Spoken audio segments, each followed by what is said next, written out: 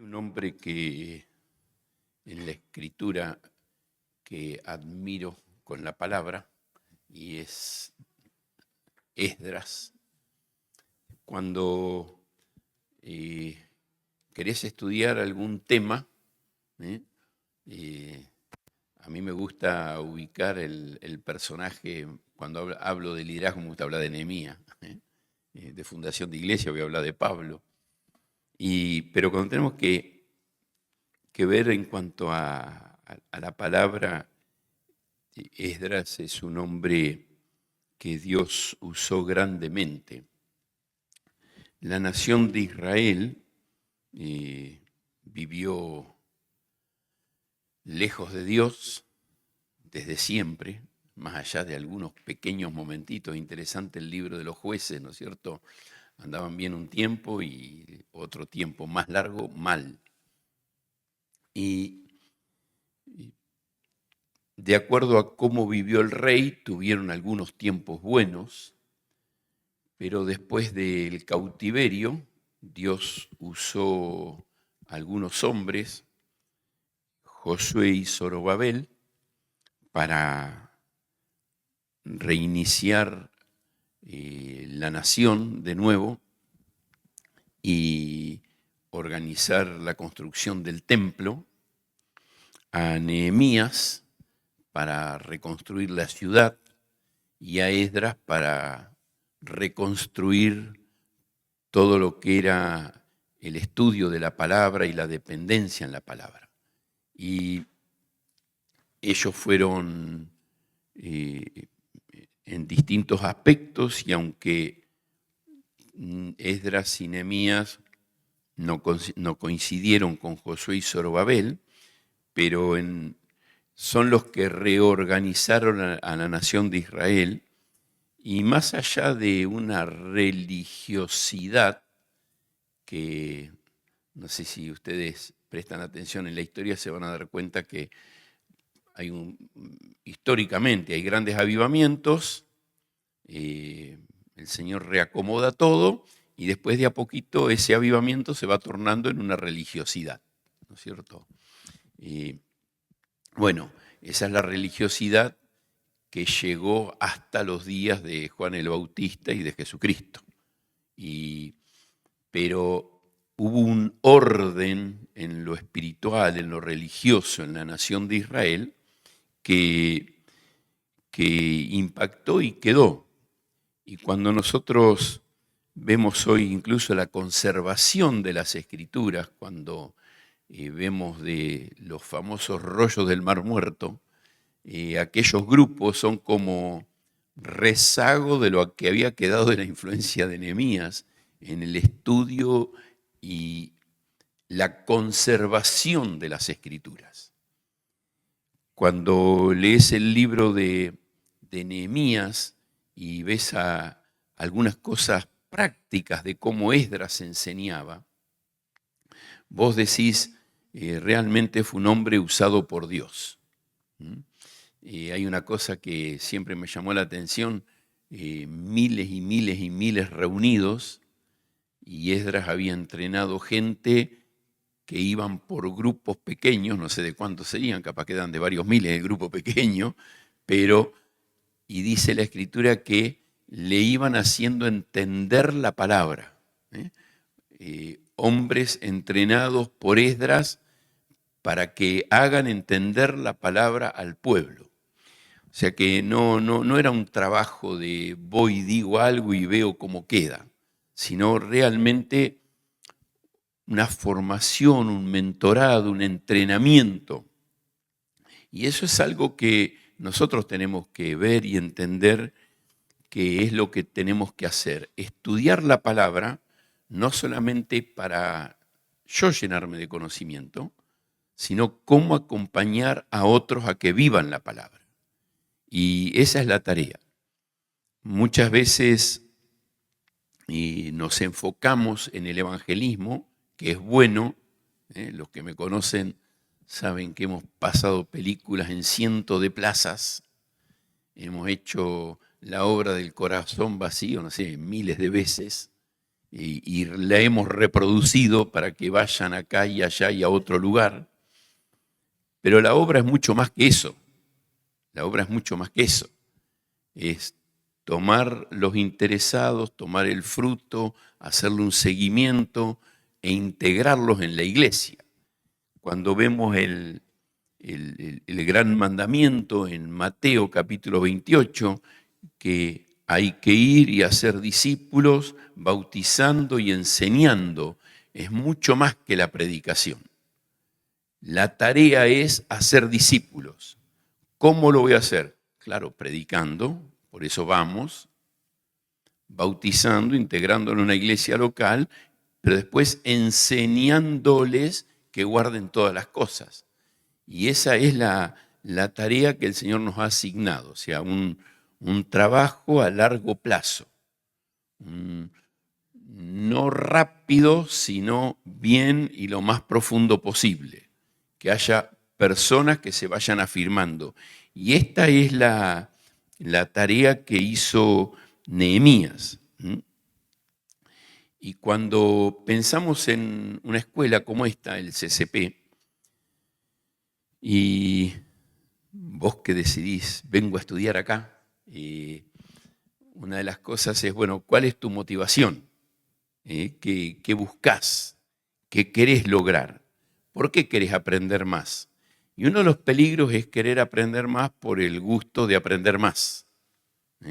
Uno de los peligros es querer saber más por el solo deseo de voy a saber más, llenar mi mente de conocimiento. Uno de los peligros es quiero saber más porque quiero competir en mi iglesia.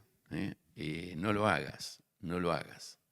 Hay tristemente muchos que viven de esa manera y defienden esa manera de pensar. No es lo nuestro, no es lo nuestro. Y cuando vemos en Esdras, yo veo un hombre realmente interesado en conocer y profundizar las Escrituras para impactar a un pueblo en necesidad. Y yo miro el pueblo evangélico hoy y tristemente muchas iglesias cercanas a nosotros y con quien tenemos una linda relación con muchos de los líderes y que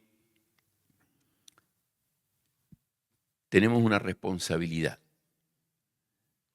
seguir afectándolos con la palabra de Dios para ayudarles a seguir estando firmes. Y con esto no quiero decir que somos los salvadores del mundo, ni mucho menos, pero esa es la motivación. Amar la palabra por sobre todas las cosas, querer obedecerla para impactar a un pueblo de Dios que se está alejando de la palabra. El mundo, el sistema del mundo se va metiendo en la iglesia y va ofreciendo un montón de otras cosas. Y nosotros queremos bendecir al pueblo de Dios por medio de enseñarles la palabra de Dios. Y que amen la palabra y quieran estudiar la palabra sabiendo que es la palabra de Dios lo que va a transformar una vida. Desde el conocimiento del Evangelio para pasar de muerte a vida, pero también desde el conocimiento de la palabra para vivir la vida que Dios quiere que vivan.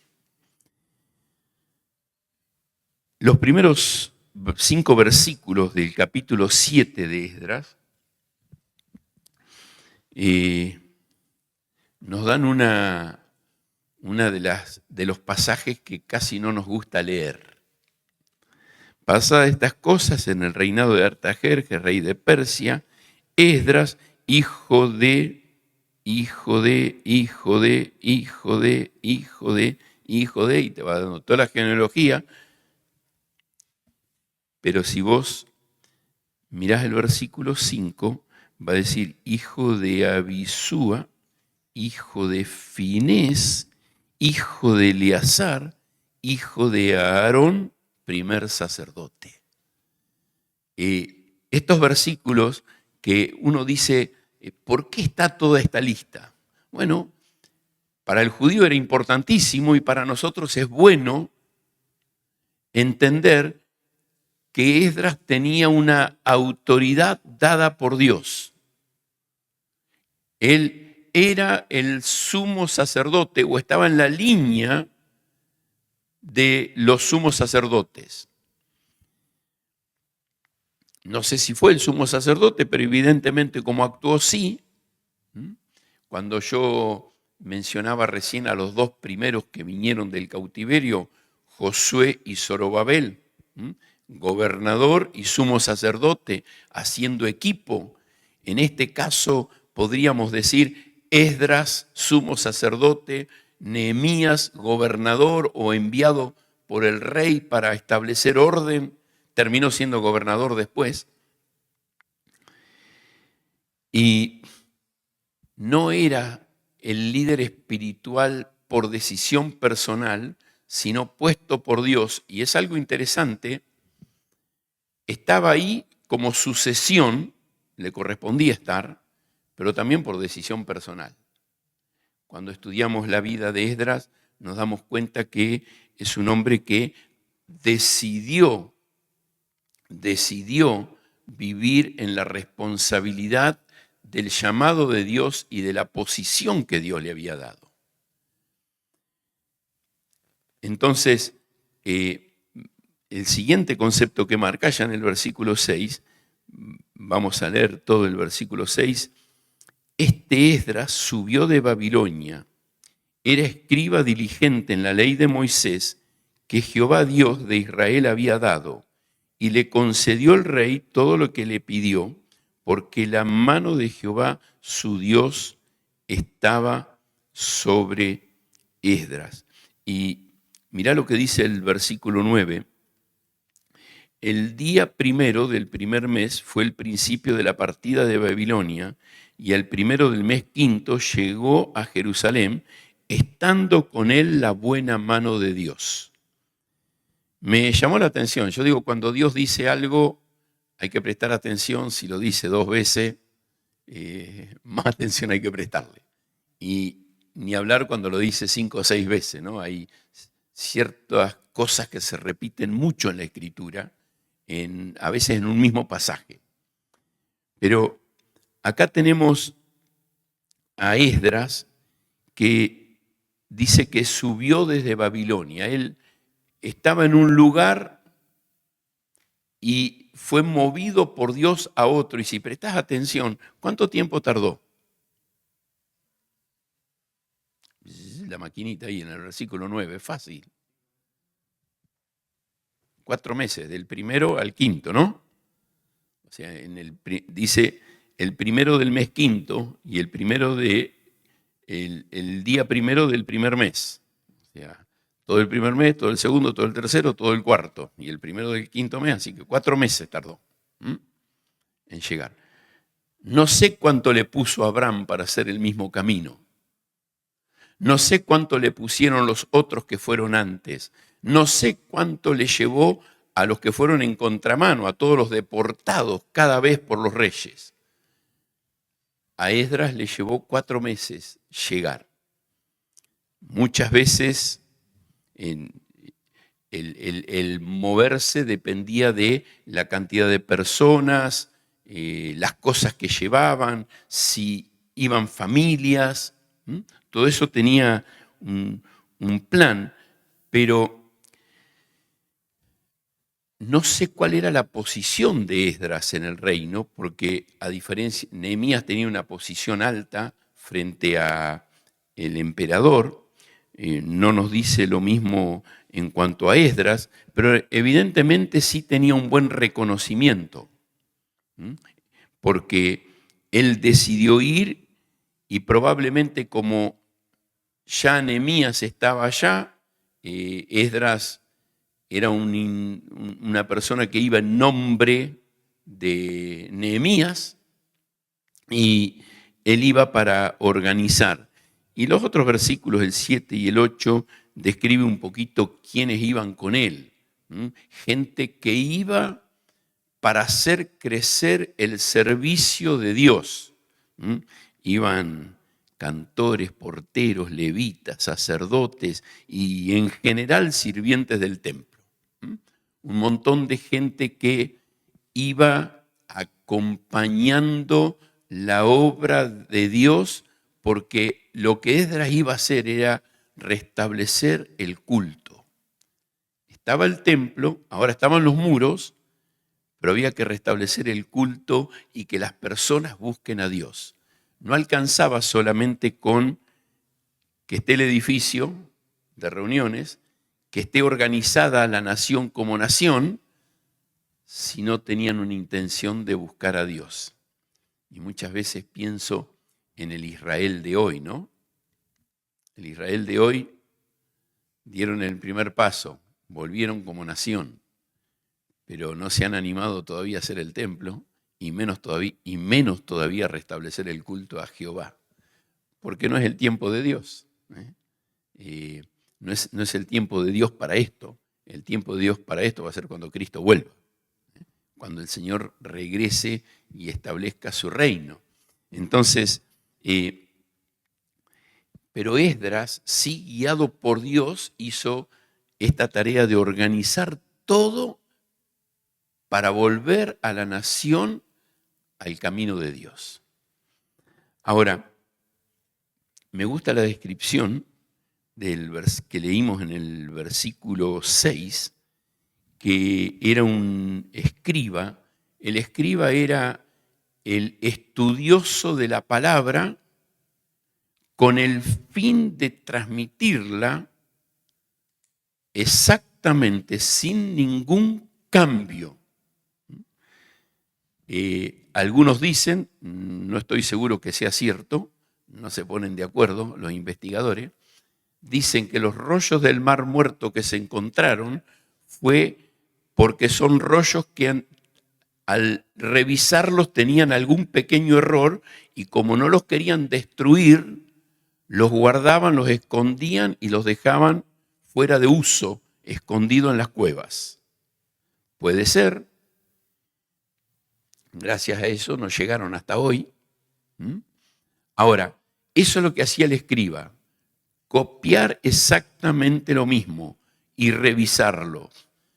Muchas veces en este grupo que trabajaba de que nos quedaron los masoretas, ¿no es cierto?, que nos quedaron los rollos, había 8 o 10 escribiendo y uno dictando, pero después se revisaba todo, era un trabajo muy meticuloso. Preservar la palabra de Dios de la mejor manera. Y así nos ha llegado a nosotros hasta el día de hoy, por la gracia de Dios. Ahora, este Esdras era uno de estos hombres estudiosos, capacitados, disciplinados en esta tarea.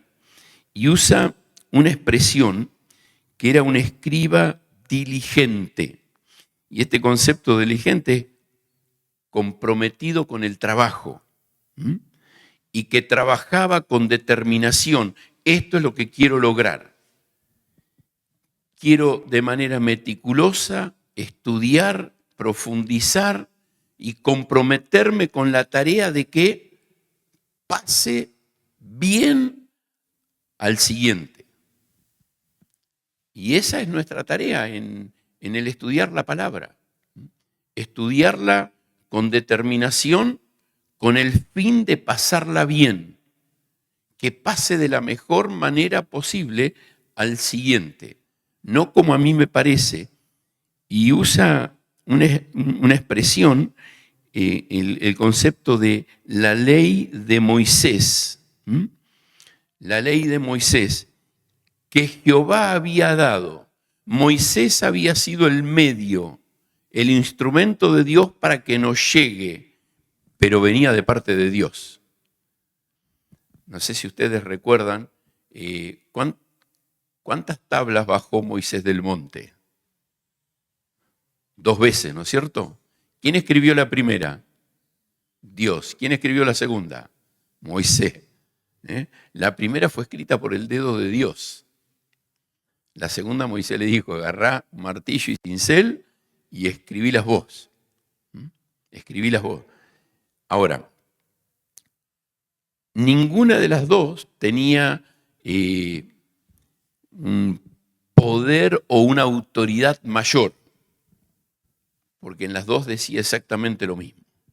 Era Dios dándole a Moisés para que nos llegue a nosotros. Y lo que hizo Esdras fue tomar la ley de Moisés. Y cuando uno dice la ley de Moisés, estamos hablando del Pentateuco, no solamente los 10 mandamientos, sino todos los escritos. Claro, la historia nos dice, o la tradición nos dice, que Esdras fue el que armó el Antiguo Testamento. Probablemente, no hay nada que lo confirme, pero es muy probable que él haya sido el que juntó todo y organizó crónicas, reyes, ni hablar de Josué, jueces, pero sí sabemos que lo hizo con el Pentateuco, que era la ley de Moisés. Él era un escriba diligente en estudiar la ley para que nos llegue a nosotros tal cual Dios le había dado. Y que no se pierda nada, porque aunque el medio había sido Moisés, venía de parte de Dios. Y no importa quién es el medio, la autoridad y el valor lo tiene la palabra. Y vamos a estudiar juntos la palabra. Y va a decir, la expresión que ya le dije antes, que el rey le concedió a Esdras lo que pidió. La buena mano de Dios estaba sobre él y tuvo la bendición del rey para hacer la tarea. Muchas veces no lo vemos, no lo notamos, no nos damos cuenta, pero Dios usa el sistema de este mundo para hacer que su palabra corra. A veces ni lo notamos. En nuestro país hay paz y libertad y la palabra puede correr. ¿Quién lo permite? Dios. En algunos lugares hay persecución y hay opresión, pero la palabra de Dios corre. ¿Quién lo hace? Dios lo hace. Siempre es Dios, no importa las circunstancias. No importa las circunstancias, es Dios permitiéndolo. Pero muchas veces Dios usa a gobernantes de una manera para que la palabra corra con más facilidad. Y este es uno de los casos. Algo hubo en la historia, probablemente la influencia de Daniel, probablemente la influencia de la reina Esther. Algo hubo en la historia que afectó a la nación en ese tiempo para que bendiga a Esdras para llevar la palabra de Dios a la nación. Pero Esdras no deja de reconocer que aunque el rey fue el que le concedió, fue la mano de Dios sobre él. Y tardaron 4 meses.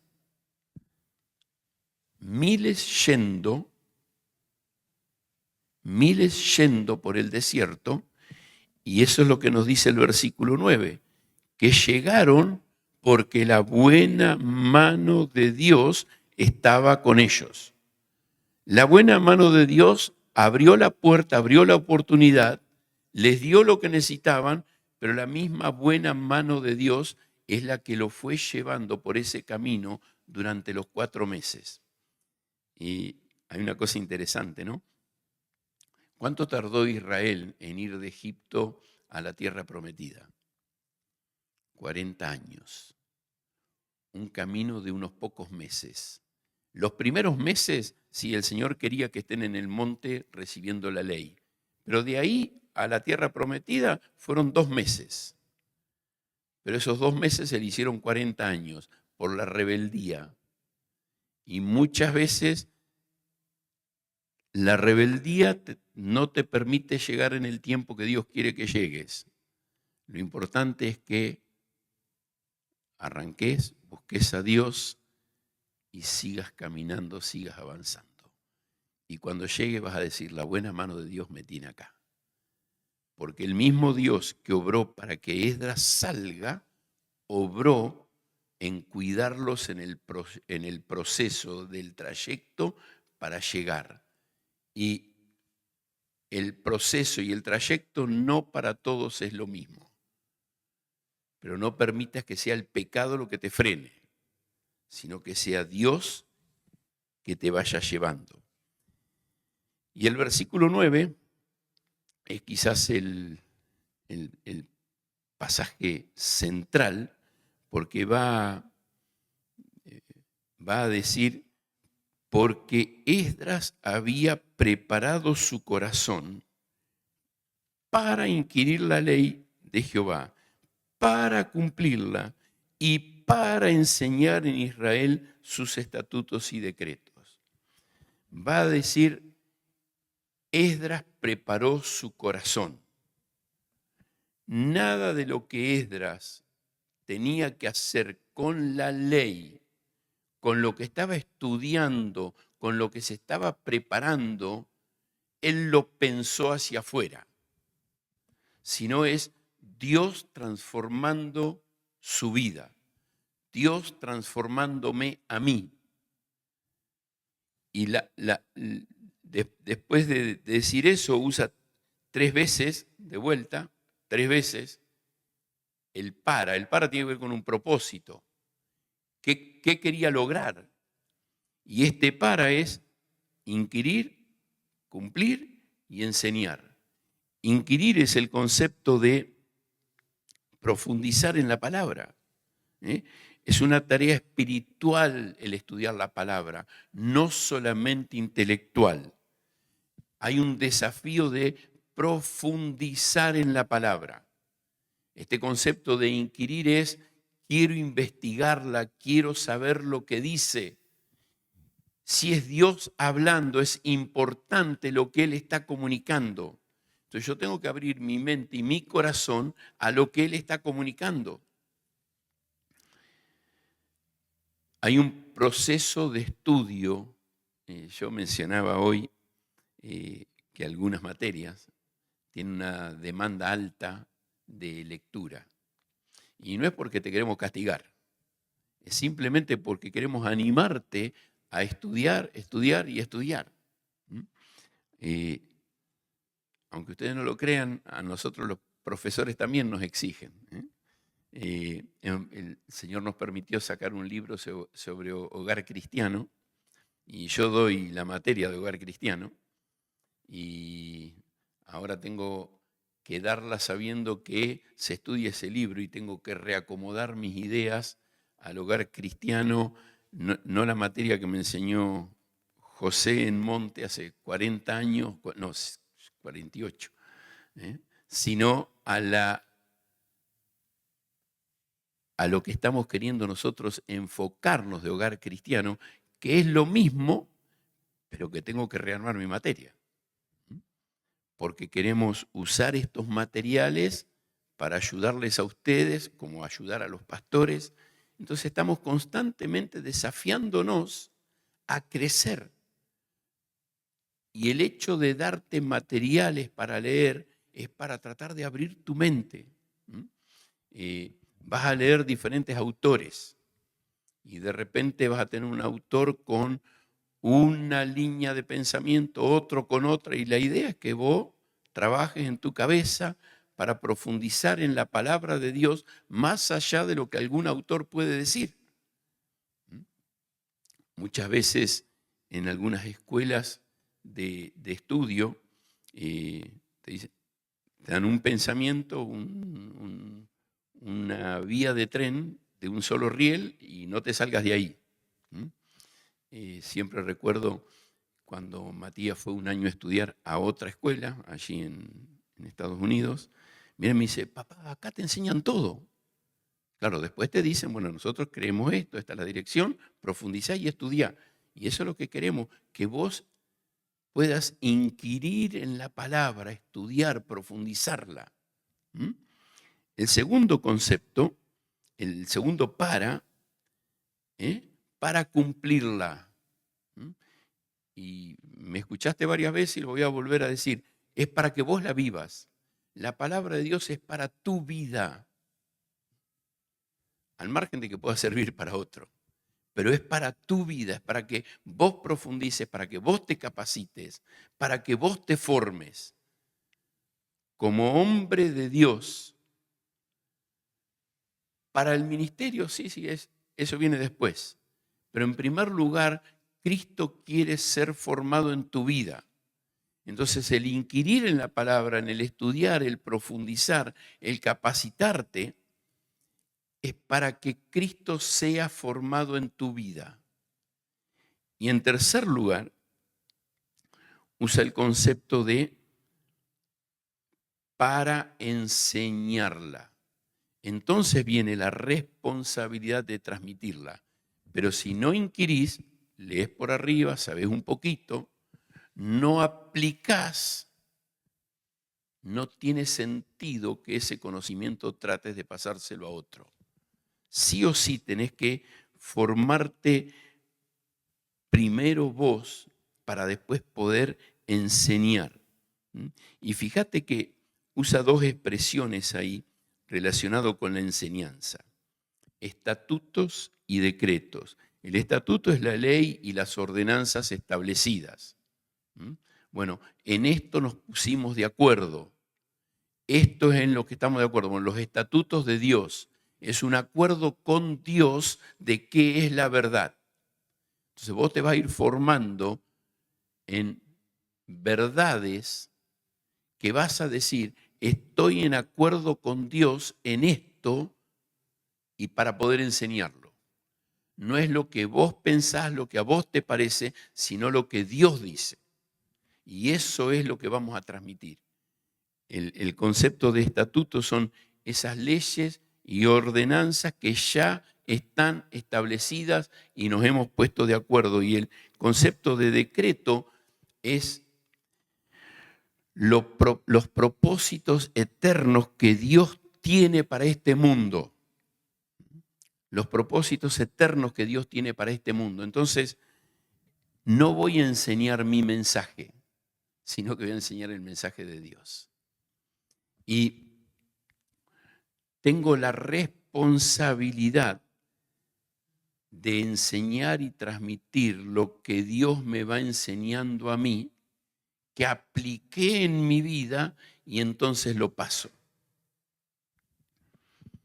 Muchas veces en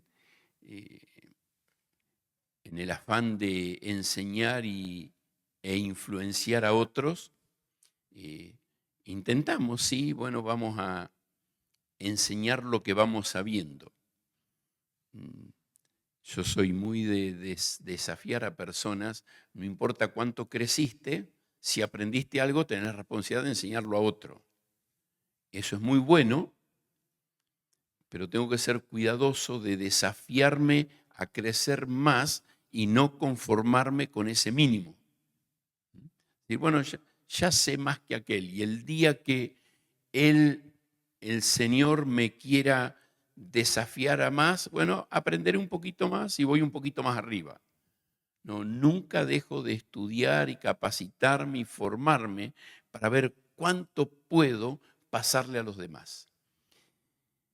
Y Esdras fue el hombre de Dios que transformó una nación. Esdras fue el hombre de Dios para acompañar al líder, porque cuando estudiamos Nehemías, eso es Nehemías, un líder organizador. Pero si estudias el libro de Nehemías, vas a ver que dedica 2 capítulos, el libro de Nehemías, a la enseñanza de Esdras en cuanto a la palabra para formar al pueblo. No es simplemente, le leyó un versículo, y es interesante porque dice que le leían desde la mañana hasta la noche, horas y horas y horas leyendo la palabra, y después dice, dándole sentido, o sea, ayudando a la gente a que entiendan lo que esa palabra significa y lo que significaba para sus vidas. Y es una nación que fue formada de cero. Muchos se acordaban de Dios. Los historiadores seculares que niegan a Dios en toda la nación de Israel, te van a decir, Israel fue una nación politeísta hasta que fueron a la esclavitud, y cuando volvieron, de allá volvieron monoteístas por la influencia de Esdras. Eso te lo dice la historia así, la historia secular. Y claro, si vos lees los libros de Jueces, Crónicas y Reyes, te da toda la idea que eran politeístas, tenían cientos de dioses. Y claro, a partir de que volvieron del cautiverio, encaminados por este hombre, se volvieron monoteístas. Bueno, eso te lo va a decir la historia secular. Si vos lees la Biblia te das cuenta que aún frente a un rey Acab, con un tal Elías, Dios dice, hay 7.000 que no han doblado su rodilla. Siempre hubo un remanente de un pueblo de Dios. Pero qué hermoso es ver que Dios hizo una transformación de una nación por la influencia de Esdras y la enseñanza de la palabra. Y Dios puede transformar tu nación por medio de tu preparación, tu formación. Y tu nación puede ser tu barrio, tu comunidad, tu ciudad, pero aún tu país. Dios lo puede transformar por medio de tu vida formada en el conocimiento de la palabra de Dios, en la aplicación de la palabra de Dios y en la actividad fiel de transmitirla fielmente, como lo hizo Esdras. Y que esto pueda ser un desafío para tu vida, para que vos puedas decir, bueno, voy a dar el mayor aprovechamiento a este tiempo de Dios en este lugar. Algunos de ustedes hacen un gran sacrificio. Otros de ustedes, su familia hace un gran sacrificio, o sus iglesias hacen un gran sacrificio para ayudarles y acompañarles a que ustedes estén acá. Bueno,